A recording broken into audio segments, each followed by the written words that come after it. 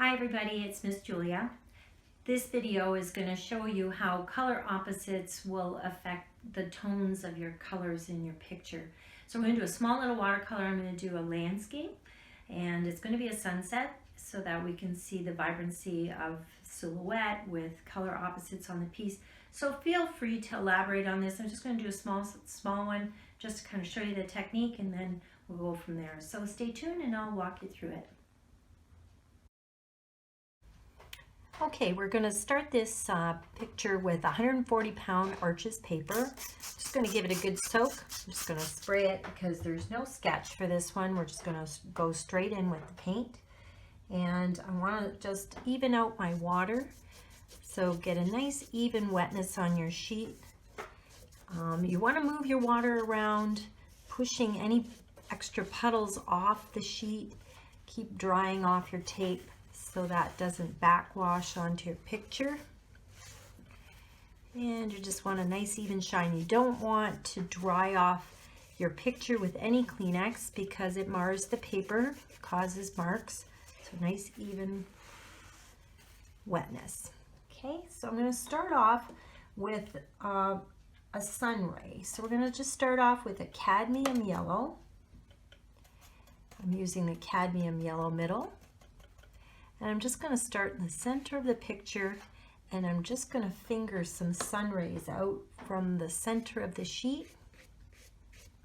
Now remember, things get bigger as they come at you, so you can actually make them a little larger as they come at you. Okay.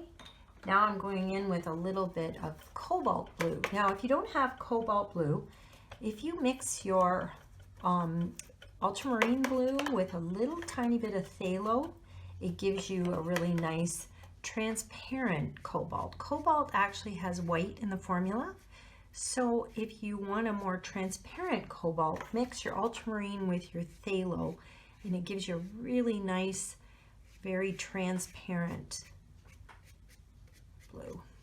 Now I'm just gonna kind of go in between here. So to keep it from looking stiff, I'm going to rinse my brush, dry it off, and I'm just taking the original wash brush and I'm just taking a damp brush and merging some of these colors together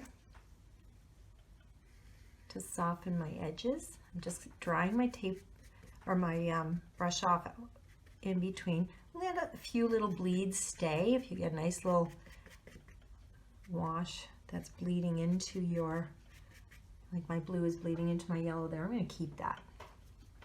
But I want to kind of fade out, and I do want these to expand as they come at me.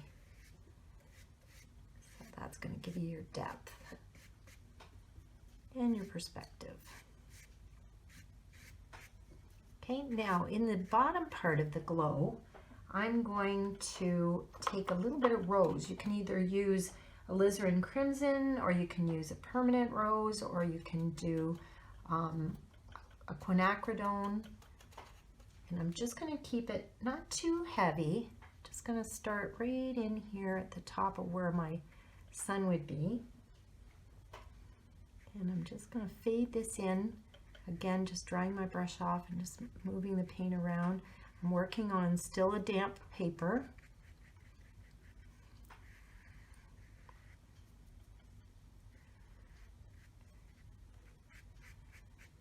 This could be a hint of clouds. This can be just the color that it's putting into the sky.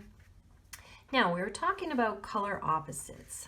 So right now, the color opposite to blue is purple. Sorry, the color opposite to blue is orange. So what I'm going to do is I'm going to take a little bit of an Indian yellow. I'm going to mix it into this rose. Just let the colors sit next to each other on the painting. Gives the impression of a little bit. The Indian yellow is like taking your regular yellow and adding a bit of orange to it. Okay, that's just going to give me the impression of a sun. So that orange is making the blue more vibrant. Okay, so now I'm going to take the color opposite to the yellow, taking a little bit of violet, and I'm going to take this and start off at this one edge. Paper still can be a bit damp to do this. You just don't want to use a loaded brush with a lot of water, because then it will create a bloom into your sky and you'll get a funny watermark. So I like to use a brush like this where I can flatten my brush out, but then I can go to a tip. So it's a slant. It's just got a nice tip on it to stay with one brush for a whole wash. So I'm just kind of fading off what's on my brush into the sky and letting these clouds just kind of disappear.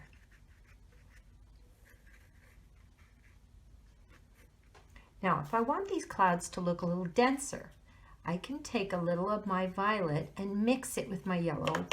And what that will do, it gives me a neutral. It gives me almost a gray shade that I can use for subtle shadows in my clouds. And I'm just going to put them on the ones that I want a little more silhouette in the front, but I'm still letting some of that purple glow through. Now, while it's still damp, I'm going down into my foreground and I'm taking my rose and I'm going to create a tree line. So I'm just tapping in a hint of pine trees, Northern Ontario. I'm letting that fade into the center of my sheet, which I'm going to leave open for right now. Just kind of spiking this. I'm keeping this brush sideways. So if you're working with a wash brush, same thing. Just keep your brush sideways so you're always getting that bit of spike. Now, as I get towards the middle, everything's going to have that yellow sun-kissed look. So I'm kind of tapping that bit of yellow into the tops of a few of these trees. So like it's touched by the sun. I'm not working with a ton of water in my brush because the paper's already wet. You don't want to have just soup that you're working with. You want to kind of keep it kind of a medium. If you find you're developing any puddles, back off on how much water you're using. Also, the size of your picture will determine how wet it's going to get. Now I'm going to go in with a color opposite to red. I'm going to use, in this case, I'm using a Viridian green. Viridian green is more of a blue-green. So if you don't have Viridian, you can mix a little bit of your blue that you used for your sky in with your green that you have, or you can make a green with your yellow and your blue and just use more yellow. Sorry, more blue to make it a blue base. Okay, so I'm letting some of the pink from the original wash kind of show through, so it looks like layered trees. I'm just tapping a little bit in here. And by using a mix of color opposites in this tree line, it's giving me some really cool in-between shades. Same with the way the clouds are sitting on the sky. I'm going to try to silhouette this by building this up a bit in the foreground. Because the sun is so bright behind it, it's going to get much darker. So again, I'm just taking my rose and my Viridian green, and I'm mixing them now in my palette, which is going to give me a deep, almost purple shade.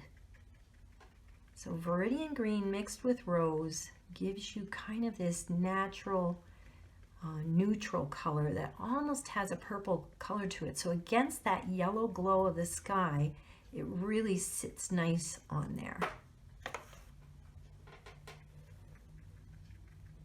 So I'm continuing to spike the tops of these, occasionally just making the top of a fir tree. And I'm still with the same brush. Now I can switch my brush if I want, but I'm comfortable with using this bigger brush. But if you want to switch to like a number 6 round brush or nothing too small. If you work too small, you're not going to be able to keep this moving. So I'm leaving a bit of this glow of color at the bottom here. So it almost gives the impression of like fog and dampness in the air. Okay, just going to give a couple of tops on these trees here.